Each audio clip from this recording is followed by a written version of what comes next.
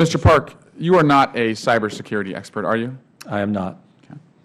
Mr. Park, the White House provided several emails from you to CMS relating to cybersecurity.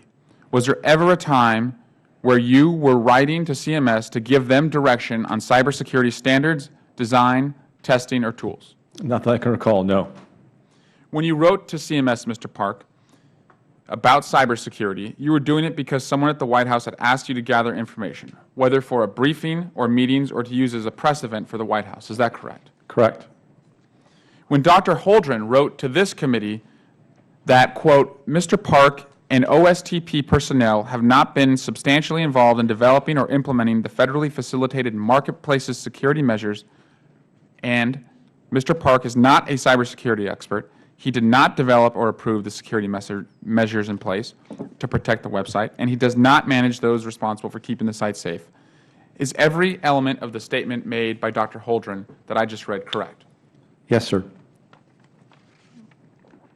Henry Chow ran the website development for CMS, and Mr. Chow told the House Oversight and Government Reform Committee that he did not run the cybersecurity side of development. With 100% confidence, do you know, before October 2013, who was in charge of cybersecurity on this process? I believe it was Tom Schenkweiler, but I'm not 100% sure he was the leader.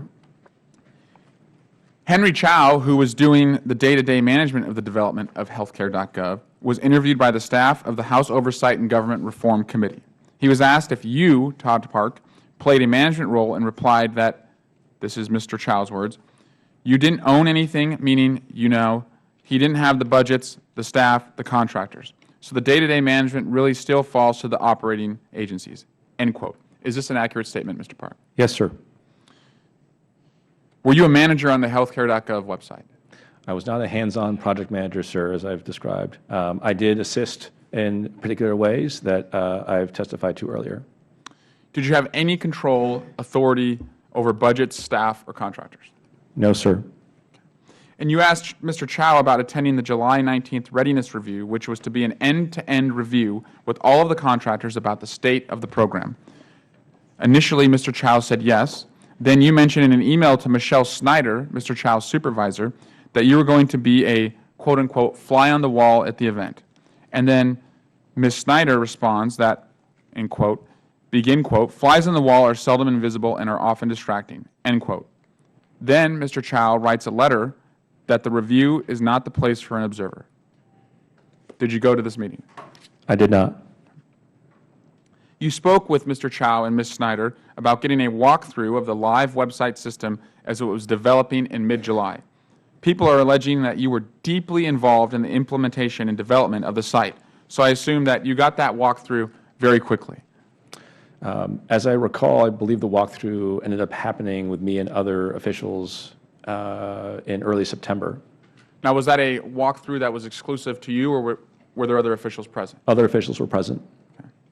Those managing or directing multi-billion-dollar developmental projects always get a core set of documents to track progress. Usually, it's in the form of a monthly report from contractors that show their performance on requirements, the dollars spent, the value achieved, and the critical path issues.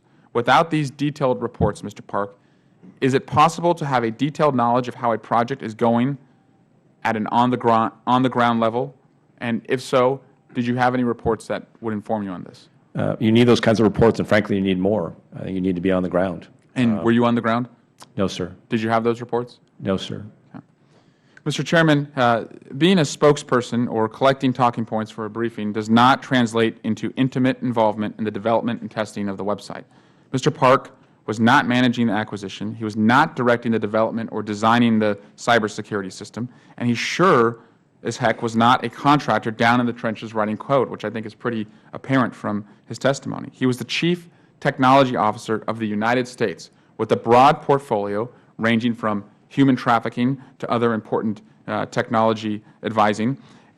And he did a lot more work with that portfolio than any two normal people could pull off. But at some point, the actual evidence has to guide our opinion of Mr. Park, which is that he was not intimately involved in the development of Healthcare.gov.